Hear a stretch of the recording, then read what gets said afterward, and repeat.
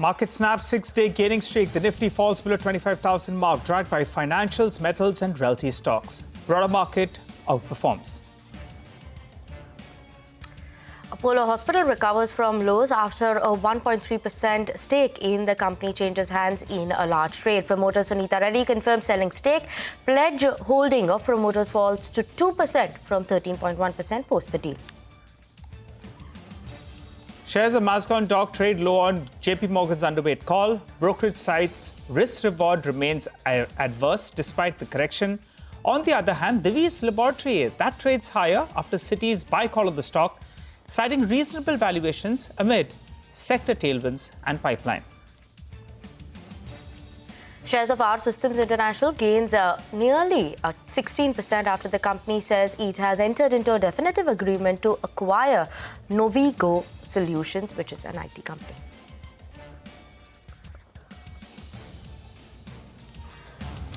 Hello and welcome to Chartbusters. We are coming to you live from the CNBC-TV18 Motilal Oswal studio. I'm Nigel, and with me today in pink is Vinny. Hi, Vinny. Good morning. You're close to the color of the screen today. It's reddish. I've got it wrong. I'm in green, but you never know. Maybe by the end of today. Right? We can come back to 25,000. Let's not give up on that hope. It's Friday. We should be in a good mood, and market should also come back to that good mood. Indeed. On a serious note, you know that 24,900 mark is important that we defend, because if we break that, then that crucial vicinity comes in there, right? 24,750 to around 24,900, because the 20 DMA and the options data suggesting that that zone is very, very important. But let's get straight to our technical view. Absolutely. Let's get started with the technical view for today. And for that, we have Dharmesh Shah of ICICI Securities joining in with us. Dharmesh, you know, right now, Nigel is also pointing out the 24,900 mark, how important it is, right? What are the levels we should watch out for? Nifty, Bank Nifty. And if we actually manage to close about 25,000, then what are we watching out for next week? So good morning, Mini. Yes, definitely. I think so. The mood remains to be slight bit of a reddish today. Been a weekend, I think so. That's what market looks like. But we believe, I think so, the market seems to be retracing the move which has happened in the current week from 24,200 to almost 25,100. We believe 24,700 remains to be the very strong support for the Nifty, which is again a 50% retracement of this current move from 24,200 to 25,700. So 24,700 remains to be the crucial support, which we expect to hold. Eventually, we expect Nifty to head towards 25,400, which is again the 80% retracement of this entire fall. So buy the dip should be the strategy with strong support placed at 24,700. Even if you look at the market breadth, I think so that's a good indicator to understand the market.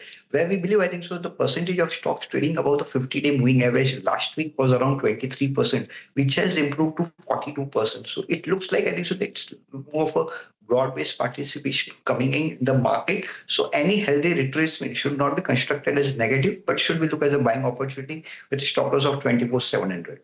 As far as Bank Nifty is concerned, we believe, I think so, 54,700, 54,800 remains to be the strong support for the Bank Nifty, which is again the gap area. So yes, we believe current trade, I think so, in today's trading, I think so, Bank Nifty is something which is putting the pressure on the Nifty. But eventually we expect, I think so, Bank Nifty should also find the support at 54,700, 54,800, and eventually should challenge the life high in the month of September. Okay. And Dharmesh, which are the stocks that you're keeping an eye out on? As far as stock specific is concerned, we remain to be constructive positive for hotel industry as a whole. If you look in this current corrective phase, they have been clearly outperforming. We believe Chalet Hotel remains to be a top pick inside the hotel space. Again, the stock has seen a good correction, almost 21% from the life high, and it seems to be forming a strong base at 52-week EMA. Also, the stock seems to be witnessing a faster time of retracement. It looks like, I think the stock should be looking for a target of around 1115, keeping a stop loss of 995. Apart from Chalet Auto, we remain to be constructive positive for auto industry as a whole.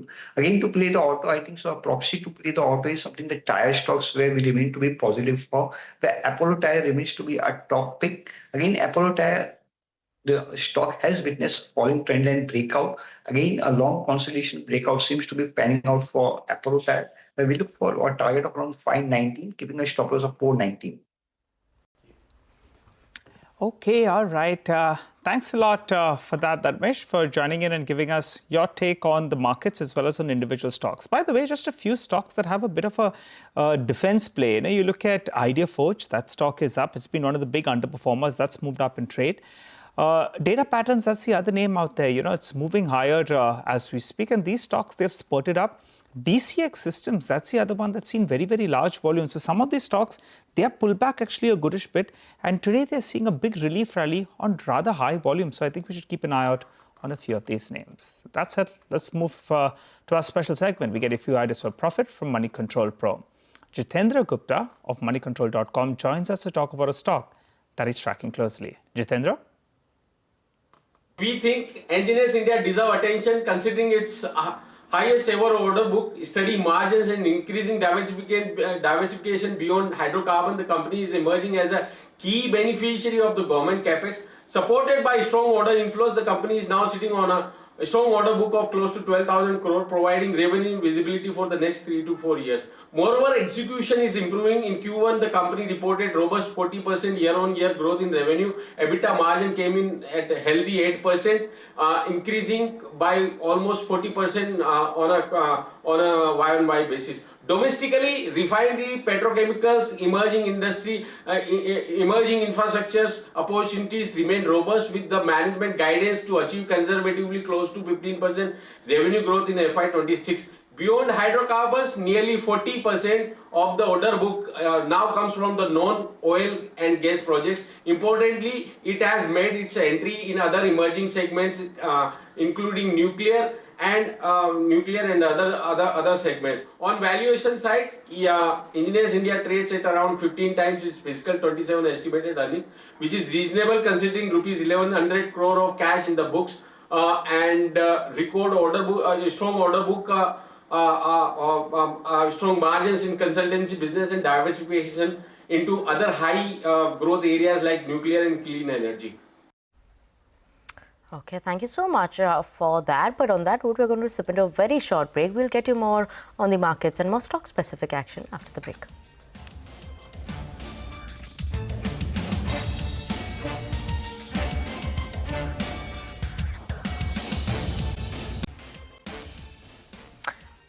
Welcome back and thanks for staying tuned into Chartbusters on CNBC-TV18. As of now, the Nifty is moving more towards a 24,900 level, almost near the day's lowest point, is what the Nifty 50 is trading at. But let's look at, a note that's coming from CLSA, and this is coming in after the Q1 FY26 earnings seasons. Now, they've made some changes in terms of upgrades and downgrades in terms of earnings estimates as well as ratings for some of these companies. Let's talk about some of the earnings estimates first for FY26. Now, how is that moving? For FY26, they have given earnings upgrade, so EPS upgrade that we're seeing coming in for some of the stocks. One of them is Fusion Finance, 384% uptick. So 4 times uptick there is what they're seeing and expecting to see in FY26. HPCL, 97% uptick from the current levels what they had in terms of earnings. Now they've upgraded it by 97% and BPCL by 88%.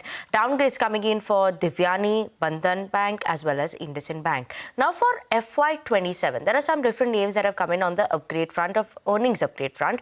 Dalmia Bharat, and their positive seems like on the Keynes Technology front, EMS front. Amber Enterprises is what they're keeping an eye out on. For FY27, the downgrades, IndusInd Bank, Bandhan Bank continue to be on that list for them in terms of earnings downgrade, as well as Restaurant Brand Asia also is an earnings downgrade that they've seen.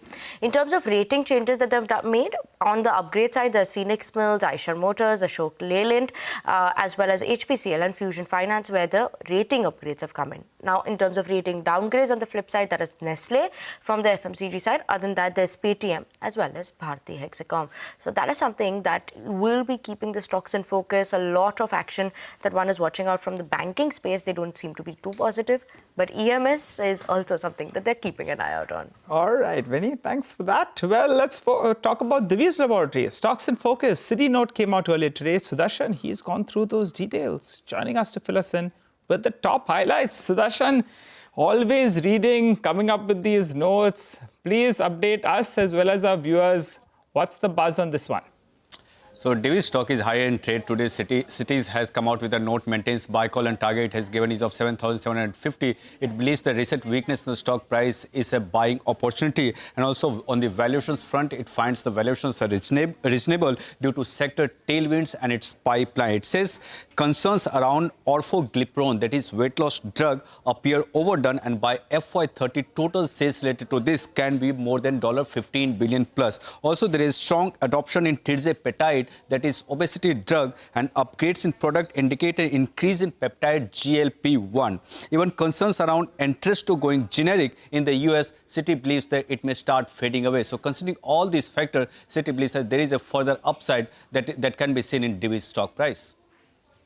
Okay, Sudarshan, thank you so much for that. Divi's as of now is holding on to gains of almost 2%. But let's talk about another stock that has been gaining and trade and flying away, that is R Systems. Now, this is coming after an acquisition that they're making. Now, this is of a Novigo Solutions, which is a Mangalore-based company. They'll be paying cash consideration of 400 crores. And apart from there is going to be stock-linked incentives that they'll be paying, stock-linked payments that will come in on the EBITDA achievement front going forward. Now, this acquisition, why is it important for our systems? Because in terms of the offerings, it improves and expands their offerings in the Middle East region, which is a very fast-growing region for the company as well as the industry. And then that gaining delivery presence in Bangalore as well as other tier 2 cities in India as well. What the management also highlighted, that this is going to be an EPS accretive acquisition that comes in from year one itself. So the first year itself, this is going to be EPS accretive. Let's look at the financials that come in for Novigo financials for FY25. Now, in terms of revenue, 264 crores is what the revenue came in at for FY25. Margins were strong at 25% in terms of EBITDA front. Free cash flow is quite healthy. They've been growing at a steady pace in the last 3 years as well. CAGR growth of around 44%. So good growth that comes in there. For our systems, when you look at it in terms of their numbers for June quarter, they say Q2 calendar year 25, then their revenues were up by 7%, EBITDA margin was at 17%. So clearly you can see this acquisition, the margins are much better than what our systems is currently working with. And do not forget, our systems in the past few years as well has made a lot of these bigger acquisitions, right? And they've managed to do very well for the company. They've managed to grow on the back of that as well. That is why a positive coming in here, and stock is buzzing in trade on the back of that. Okay, all right. Thanks for that, Vinny. Well, HUL, the management rejig was alerted to us by Shilpa, and she's bang on because that was officially announced late last evening. Hi, Shilpa. Good morning. Fill us in with those details, and congratulations on that news break. Well, thank you. Thank you so much. You're absolutely right. It is a CNBC-TV18 news break. You know, we had reported in July that the HUL CFO Ritesh Tiwari will be stepping down from his role to take on a global role. And yesterday, the company officially announced that it is appointing Niranjan Gupta as its next chief financial officer. Now, in a release, the company said that he will be taking charge as the CFO designate from the 1st of September, and he will formally step into his role from the 1st of November, and he will be reporting to the newly appointed MD and CEO Priya Nair. So come 1st of November, HUL will have not just a new MD CEO, but a new CFO as well. Now, Niranjan Gupta, if you remember, was the CEO of Hero MotoCorp, and he had stepped down from this role as of the 30th of April this year. Now, Gupta is no stranger, however, to HUL. He began his career actually at HUL, and he spent about 2 decades there across leadership roles before he moved on to Vedanta and then Hero MotoCorp.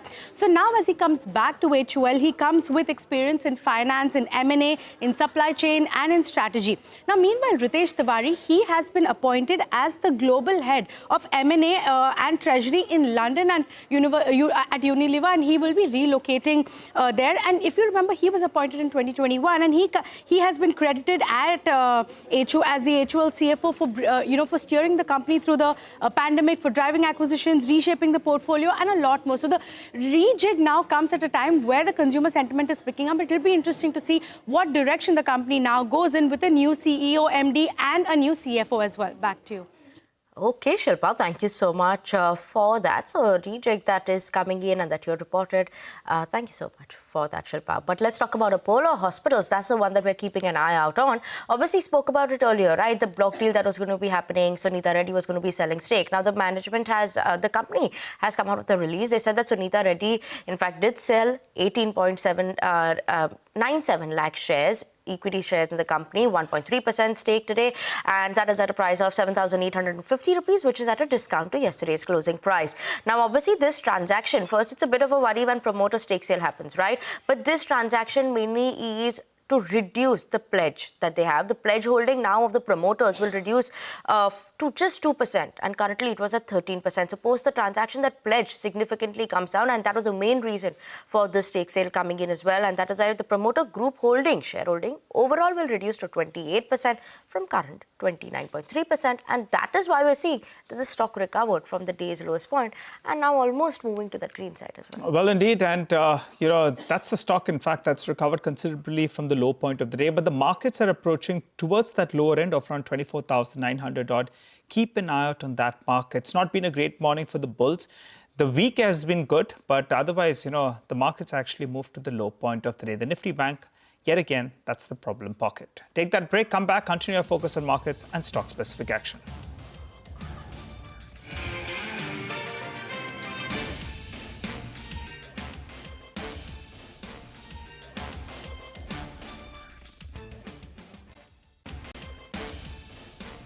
Welcome back. You're tuned into Chartbusters. You're on CNBC-TV18. Now, the group of ministers on GST rate rationalization has accepted the centre's new rate slab proposal. The committee has recommended a two-slab structure with 5 and 18% as tax rates and a special rate of 40%. These rates will come into effect after the GST Council's approval. Well, there was a broad consensus on the centre's proposal. The states, during the meeting, also flagged off concerns over estimated revenue loss once the new proposals kick in. Let's go across to Timsy for what transpired in that meeting. Timsy? The GST Council nominated group of ministers on rate rationalization has met, and they have agreed to the proposal presented by Centre to move to the next generation GST reforms of a simplified structure of 3 slabs. 5%, 18% and 40% on sin items, which could have only limited items of about 5 to 7, including tobacco, pan masala, gutka, tobacco products and cars, to be precise. Also, 5% and 18%, meaning that 99% of items under 12% will move to 5%, and 90% items in the bracket of 28% will move to 18%, removing the 2 slabs, 12% and 28%. Now to be seen, as states express their concerns in the group of ministers meeting, what will be the potential revenue loss? How will the centre be able to assure states to make up for this potential revenue loss? How will states function if this revenue loss continues? Some of the unanswered questions which the centre will have to take forward in the GST Council meeting, which group of minister states have also expressed upon their concerns and have been noted in the minutes of the group of ministers. To be seen now how soon the GST Council meets, how soon will there be a decision to set the ball rolling on moving to the next generation GST reforms, something that we'll have to wait and watch for. Absolutely. Thank you so much for that, Timsy. But let's move on. And speaking at an event in New Delhi, Chinese ambassador to India said that China stands with the subcontinent and blamed the US for being a bully for using tariff as a bargaining chip. Listen in. The United States has long been benefited greatly from free trade, but now it is using tariffs as a bargaining chip to demand exorbitant prices from various countries. The United States has imposed tariffs of up to 50% on India and even threatened for more. China firmly opposes it. In the face of such acts, silence or compromise only emboldens the bully. China will firmly stand with India to uphold the multilateral trading system with the World Trade Organization at its core. Meanwhile, White House's trade advisor Peter Navarro, speaking to reporters, said that India's buying of Russian oil is nonsense and that tariffs are levied on them because they cheat US on trade and buy Russian oil. Let's listen in.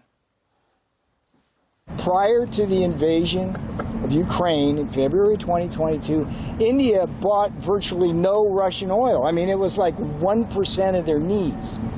So the argument somehow now, as the percentage has gone up to like 30 and 35%, that somehow they need Russian oil to cool their homes or cook or drive their cars is nonsense. 25% because they cheat us on trade, 25% because of the Russian oil. I ask you this, what is the net impact on the Americans because of our trade with India? Well, let's think about it. They have higher tariffs, there are Maharaja tariffs, higher non-tariff barriers. We run a massive trade deficit with them, so that hurts American workers, hurts American businesses. Okay, with that, we're absolutely out of time on this edition of Chartbusters on CNBC TV18, leaving the Nifty very close to the 24,900 levels, down 60 points in the last 30 minutes. But with that, it's a goodbye from Nigel, me, as well as the team who put this show together. Don't go anywhere. Trading Hour is up next.